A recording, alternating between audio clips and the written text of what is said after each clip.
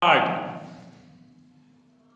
Sir, the Essential Commodities Act was passed 5 years ago, and when the minister yesterday came with an amending bill, we expected that he would give us a brief report on the working of this measure for the last few years.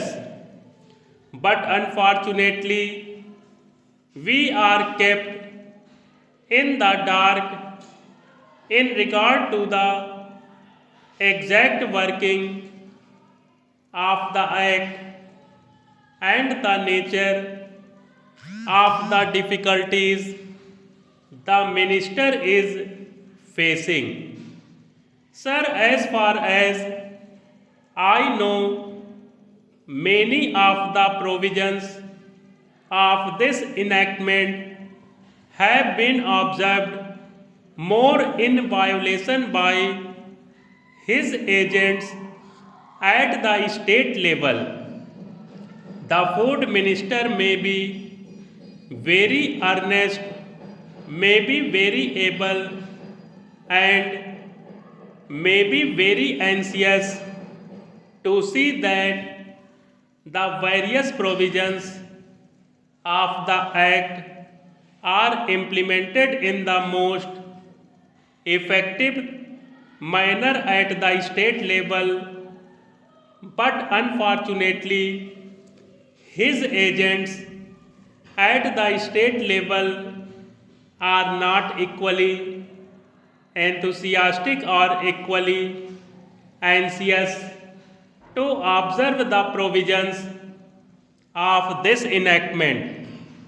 The most important objectives of this enactment are to control the supply and distribution of commodities and to maintain a stable price level.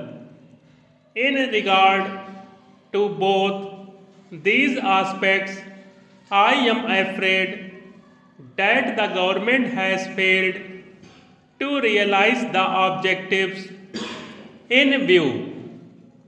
Some time passed when there was scarcity of food grains, attempts were made to make procurement from certain wholesale merchants and from rice mills. In my own state, I know of many instances of such procurement where, after making known that certain things had to be done and certain steps had to be taken by the merchant community, nothing was done later on by the government when they found that these very orders of the government were violated. As a result of the violations, there was a consequent rise in the prices of food grains. In respect of other commodities like iron and steel, paper, etc., we see a lot of speculative activities, but the provisions of the act have not been brought to bear on them. Perhaps no case of prosecution was launched against those people who contravened the various provisions of the act. We are interested to know in how many cases the government have taken steps to prosecute individuals who have violated the various sections of the act. The minister said that the powers under the act were not adequate. We sympathize with the food minister, but I want to know what action has been taken in this regard by the various state governments.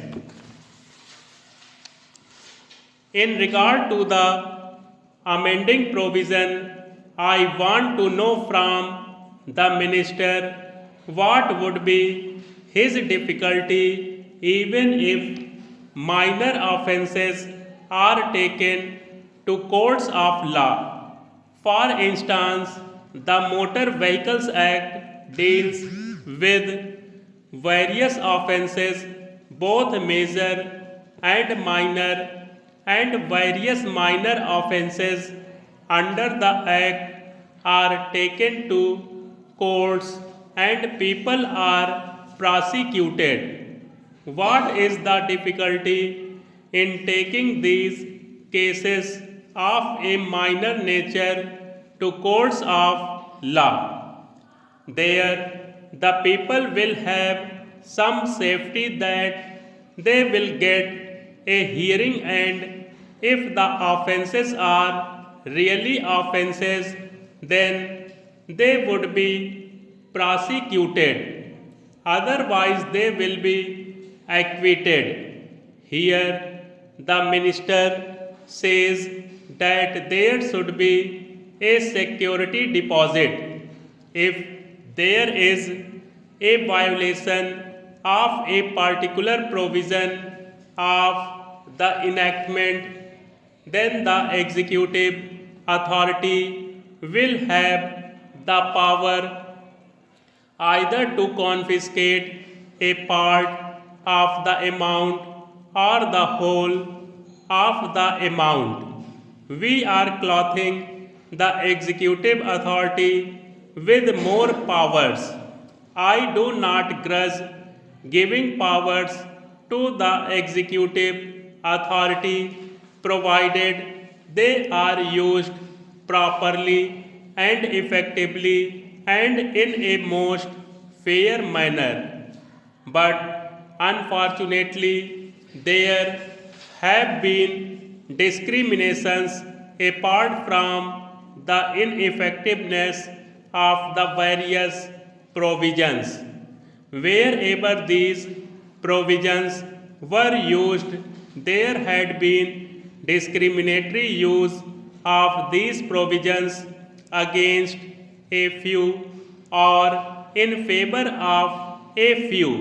Normally, when officers are clothed with more powers, there is large scope for corruption. I feel that it would be desirable to avoid such malpractices, and it would be desirable, I think, that even for minor offences, the parties should have a chance to defend their actions.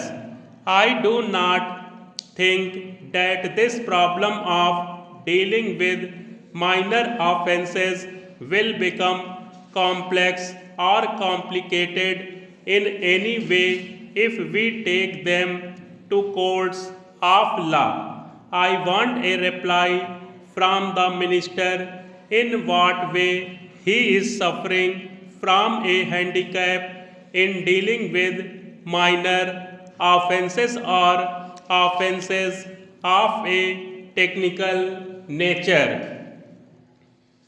The honorable member made the point that even if this thing was acceptable to the House, he did not know what amount would be demanded as security. So the minister should tell us what amount is normally expected from a licensee in all cases and what the offences are which are of a technical or minor nature which he has in view. We are not told which are major offences and which are minor offences. Clarifications on these points are necessary.